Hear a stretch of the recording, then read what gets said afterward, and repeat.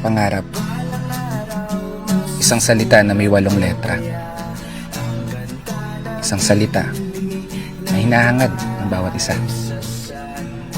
Isang salita na nagawa ng mapasa kamay ng iba.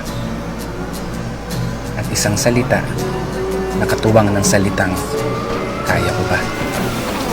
Kasi lahat ng tao sa mundo may kanya-kanyang pangarap na gustong abutin. Mahawakan yung mga bagay na palaging laman ng hiling. Maranasan yung sitwasyon na ano bang gustuhin, kaya mo nang bilhin. At higit sa lahat, maging ikaw yung pangarap mo maging. Kasi ako, simple lang yung pangarap ko ngayon. Magkaroon ng 10 milyon. Siguro okay na yan.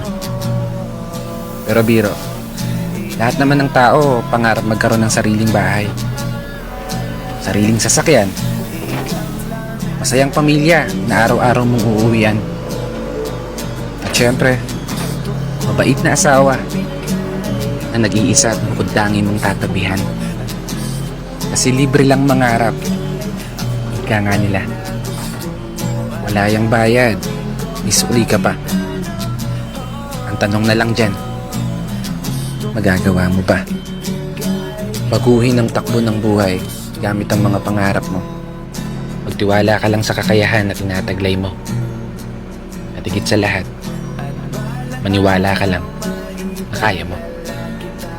Balang araw magugulat ka na lang. Wala ka nang binabayarang utang kada kinsenas katapusan. Magagawa mo ng puntahan yung mga lugar na gusto mong puntahan. Kaya walang dahilan para panghinaan ka pa ng loob. Kung sadyang medyo inaalat, tanggapin mo pa rin na malugod. Tandaan mo lang palagi, nandyan si Lord, isang masugid mong tagapanood, na laging magpapaalala sa'yo na pagkatapos ng hirap, ginhawa na ang kasunod.